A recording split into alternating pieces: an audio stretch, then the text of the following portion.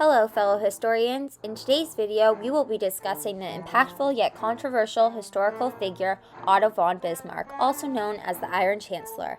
More specifically, we will be looking into his gender anxieties and debating if these may have been attributed to his political actions. Let's start by traveling back to Germany in 1806. The Holy Roman Empire had just collapsed through the forced abdication of its emperor, Francis II. France was a leading European power who cast a shadow over the small German states, and now, with their tremendous amounts of military victories, German territories began to be combined with larger, more compact states. This complete territorial reorganization began to produce a sense of nationalism among most of the German states' populations. At this time, each state was ruled under individual governments, allowing laws to differ through each regime. The German people started to demand a parliament that would identify, defend, and guarantee the unification of all Germans through shared ideology. By 1848, a revolution was about to break out as each state yearned for a sense of unity. A number of them engaged in acts of banditry, desertion, smuggling, rioting, and protests in order to demonstrate their demand for a united political structure that would provide stability and governance.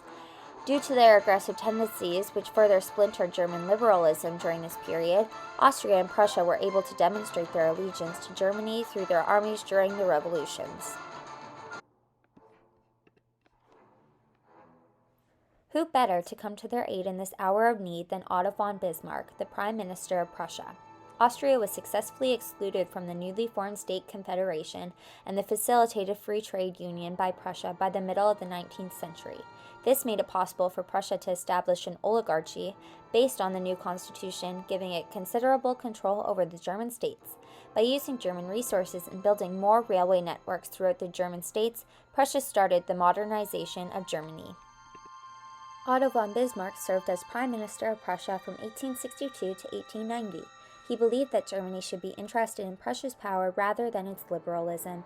In September of 1862, Otto expressed his intense feelings, insisting the Parliament approve increased military spending for the sake of unifying the German territories. His main goal at the time was to strengthen the position of Prussia in Europe, and this could only be done by ensuring he had Germany under the control of the Prussian government. Otto relayed an intense speech named Blood and Iron, stating that the only way to unify these states was by the iron of the swords and the blood of the strong militaries.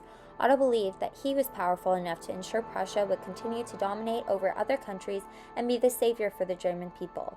By January 1866, he began to prove himself as Prussian armies provoked 3 decisive wars against Denmark, France, and Austria. Through the defeat of France, he was able to align the smaller German states, which was officially acknowledged at the Treaty of Versailles in 1871, which formally ended the war. Otto von Bismarck has finally proven his value to the German and Prussian people and was named the founder and the first Chancellor of the German Reich.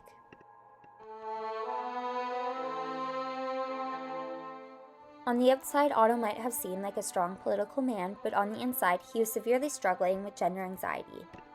The goal of formal equality under German law was to dissolve the divisions between state societies and promote unity. Unfortunately, this movement was mainly beneficial for the men. Because it was thought that women were the lesser sex, men and women were not viewed as equals. This ideology contributes to hegemonic masculinity by making it simple to think that women were not in the positions that could be compared to those of men. This was the exact case for Otto von Bismarck. Otto dealt with intense gender anxiety throughout his time in politics, whether it be a feeling of unease that possibly stemmed from confusion between Otto's sex and gender.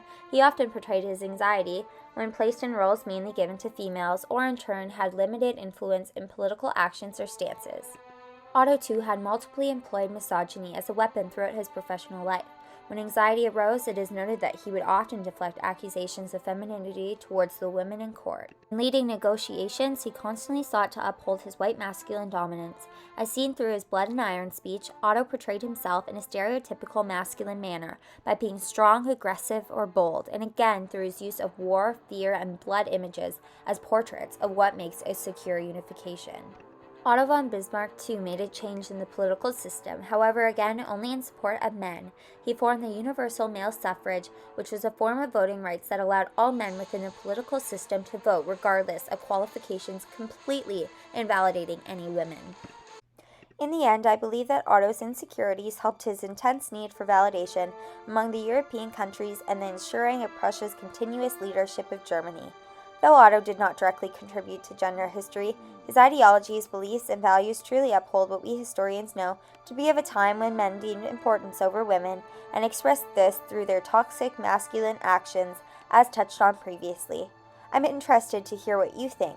Let me know in the comments below, and thanks for watching!